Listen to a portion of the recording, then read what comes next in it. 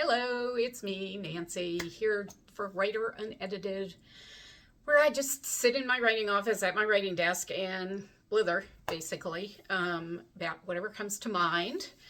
And if you have any questions, type them in the comments. Also, just if you're here, say hi in the comments so I know who you are, because that's the only way I know who you are. Cindy! Hi, Cindy! So that must mean Elena's here too. Hi, Elena! How are you? Good to see you. And Diana, hi Diana, how are you? So good to have you here. Yay, lots of people to talk to. So, what was I saying? Oh yes, this is Writer Unedited number 27. I think I forgot the number. And if you miss a chat on Facebook, you can always find my previous ones at my YouTube channel. And I'll put the link in the comments below. Actually, I'll probably just post the link on my Facebook page because that's easier for you to find. So, what did I want to talk about? Well, the Super Bowl's coming up, right? And I have to say, just for the record, I think Taylor Swift is amazing, and I don't have any problem with the camera occasionally panning to her cheering for Travis Kelce, her boyfriend. I have tremendous admiration for her as a business person, as a creative person, and as just a good person. So, got that out of the way. But what I really wanted to talk about is if you like football players, in particular hot quarterbacks, I have one for you, the All-Star Ante's Up, which is Luke Archer's book in the Wager of Heart series. It is the second book in the series, but of course my books are all standalone. They can be read without reading the ones before it. It's just more fun if you read the ones before it. So if you want a nice hot quarterback to spend some time with, check out the All-Star Ante's Up. Related to that, it just so happens that The CEO Buys In, which is the first book in the Wager of Heart series, is on sale this month for $1.99 on Kindle. So if you want to read the first book first, so then you can read the All-Star Ante's Up in the proper order, it's only $1.99 to get Nathan Trainer, this billionaire. And I'll actually be talking about these guys a little later too. So what do you think of my new tiara? Can you see it with the dragon on it? I thought it was very cool. Couldn't resist. Because it's Saturday is Chinese New Year, Lunar New Year, and this year is the year coming up, is the year of the dragon. And of course, my king of Kaleva, Luis, his last name and the last name of the royal family in general is Dragon, of course. So it's clearly Luis's year, which is perfect since Luis will be coming out on June 25th of this year. Yay, Luis's book, I should say. So I was just curious about what the Year of the Dragon meant, and it turns out that dragons in Chinese culture symbolize strength, power, and wisdom. They are charismatic, confident, energetic, and straightforward. They move swiftly, and they're competitive. And I have to say, I think all of this suits Luis right down to the ground. I mean, these are all characteristics that he has. So this is definitely Luis's year, and I love that about it. So hence my dragon tiara. I'm sure you'll see this again, like when Luis comes out.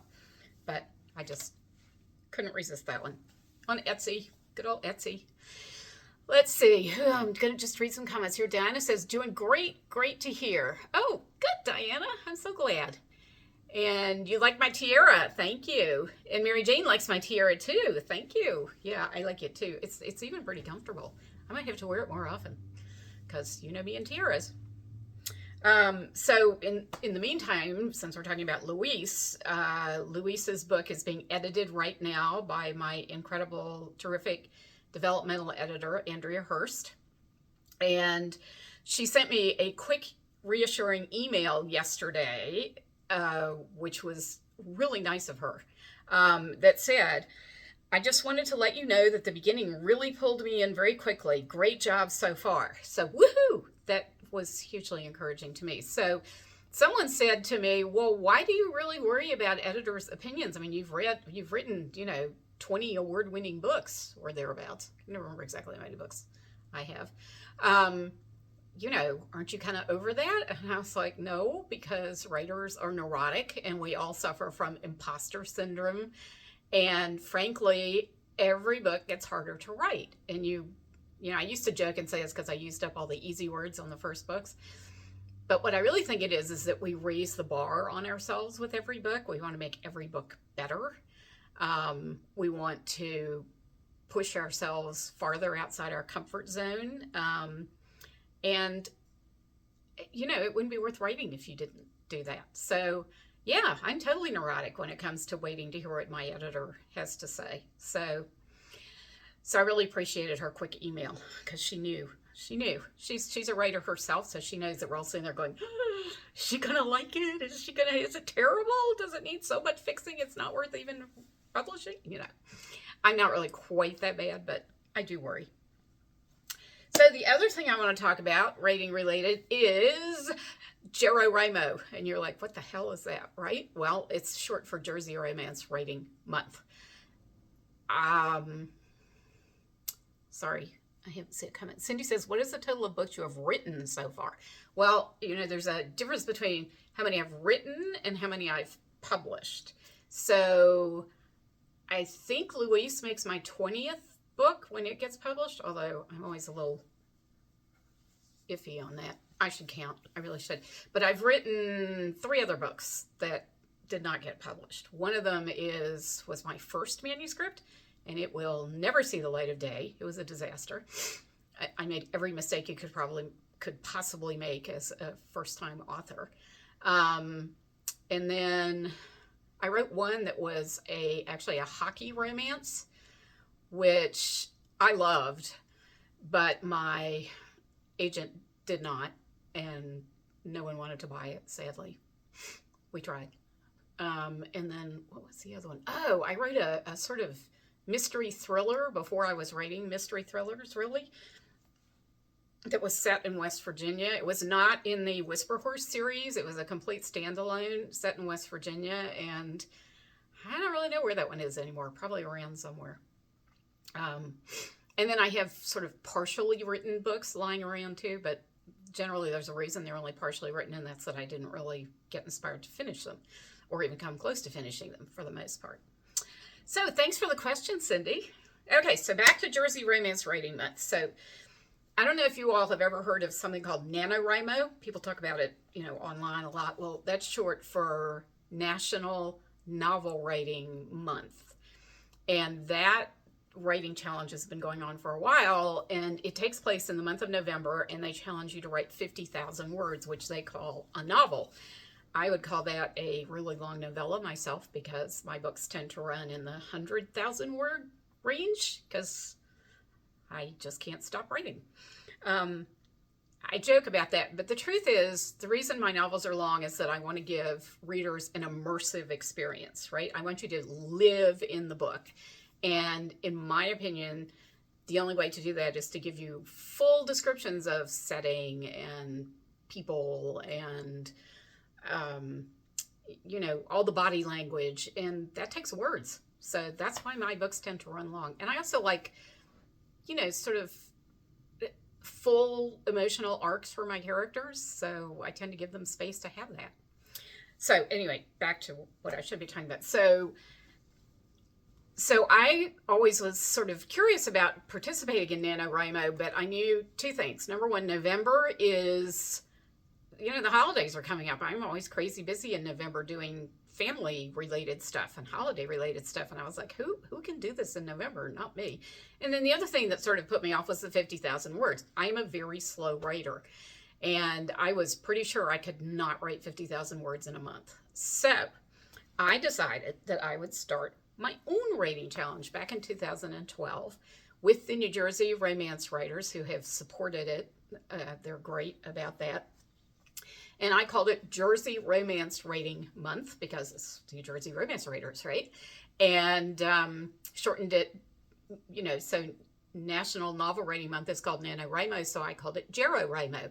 And many people thought I was saying Jerry Rhino. So our mascot is Jerry Rhino. This is Jerry Rhino, our official mascot. And you can see him. We have mugs and tote bags and all kinds of good stuff. There's the mug. And I run it still after all these years. Let's see, what was else was I going to say? Oh, right. So I picked February. I decided we were going to do it in February because February is a very dead month. Problem is, it's a short month, right? 28 days most of the time. This year we have 29. Yay.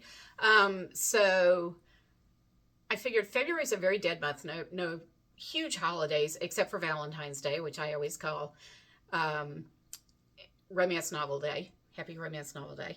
And I also reduced the word count to 30,000 because A, it's a short month, and B, I just thought that was more realistic for people who, like me, are slow, or people who are busy, because I wanted people to have a real shot at succeeding in the challenge. And you get to count editing too at a 3-to-1 ratio. So, if you edit 3 words, you count that as 1 new word. But it's possible to do 30,000 words in a month because if it's a 28-day month, as it usually is, you only have to write 1,072 words, which for me is pushing, but not impossible. This year, because it's leap year, you only have to write 1,034 words a day. So woohoo! And the way it runs is that we're all the participants, and you have to be a member of New Jersey Romance Writers to join the challenge. It's exclusively for our members, which you're welcome to join. We have this giant email loop, and everybody posts their word count on that loop for everyone to see every day. Because that inspires people. I mean, I look at some people's word counts and just go, whoa, if she can do that, I can do that. Well, okay, I can do half of that anyway. Slow writer, remember? So it's a very lively loop. This year we have 72 participants, which is a lot for the loop. But luckily I have a terrific team of volunteers. I have people who cheer every word count. Literally, yay, great job, you can do it, that kind of stuff. I have a wonderful team of tabulators who pick up all the word counts and slot them into a spreadsheet. I used to do all this myself, and now that we're at 72 participants, I absolutely cannot do it. And then I oversee, I troubleshoot problems, of which there are very few, to be fair. And then I oversee what I call the spreadsheet of glory, which has everybody's word count on it. This huge spreadsheet with everybody's word count on it that I track every day, and we celebrate milestones hit, 10,000 words, 15,000 words, etc. We obviously celebrate hugely when someone reaches 30,000 words. And if you reach 30,000 words, you get a pretty sparkly pin. This is last year's pin. They're all different every year. There's a different pin. So the 3 stars, I figured it was sort of similar. God, I hate how everything's backwards on the screen. So it's 3 stars, 1 for every 10,000 words, right? And the other thing I did when I set up this challenge was I said, it's going to be all positive all the time. Those of you who know me are probably not surprised by that because that's kind of my personality. But seriously, writing is hard work, and any words written should be celebrated. So we celebrate. And I think that's what gives the challenge its energy. People really find it very inspiring. So yay. Yeah, so, and the other thing is, I don't just run it, I participate in it because I started it for myself in a weird way. So I'm not doing so well at the moment. I'm only at about a little over 4,000 words, whereas I should be at about 7,700 at this point in the challenge. But that's okay because I'm still writing more words than I would have if I weren't in the challenge. And I'm working on Ben Cavill's novel. So you met him first in The CEO Buys In. Now on sale on Kindle for $1.99. Did I mention that already? And he appears in all of the Wager of Hearts books except Frankie's novella, I think. I don't think he's in there. So I had to revisit all of these books, which was so fun. And Ben goes to Kaleva. So this is what you call a crossover novella. Now, timeline-wise, Ben and by the way, Nathan, Luke, and Gavin go with Ben. In fact, they drag Ben to Kaleva, essentially, because they decide he needs a vacation. So they're all in the novella. So it takes place after after Gavin's book, so after the Wager of Hearts has been resolved, but it takes place before Royal Kaleva Gabrielle. So Gabrielle is still struggling with the aftermath of his kidnapping in this story. You don't see, well, I haven't finished it yet, so I'm not positive, but you won't see a ton of Gabrielle in this, but you will see him. So what else was I going to say? That was really it. I'm kind of done here. Does anybody have questions for me about any of the stuff I've been blithering on about? Jerry Rhino? Diana says, pretty. Oh, you like the Jerry Rhino pin? Yeah, so one of the fun things about being the head honcho of Jerry Rhino is I pick up the pins every year, and I like them sparkly, so it's sparkly. One year, I think it may have even been the first year, I actually found little pewter rhino pins. They were literally shaped like a rhinoceros. Those were adorable, but I can't find them anymore, sadly. And then one year, it was an Olympic year, we had, ribbons with medals on them as the prize. But those are a little unwieldy. You can't really wear them on your badge at a conference, which is what people usually do with these pins, is wear them on badges at conferences. So if nobody has questions for me, no? Okay, then I will wish you a happy Chinese New Year on Saturday, and I will hopefully see you next Wednesday at 2 p.m. Oh, Mary Jane says, love the pins and the rhino. Thank you, Mary Jane. Me too. Well, thank you all very much for coming, and I will see you next week. Bye.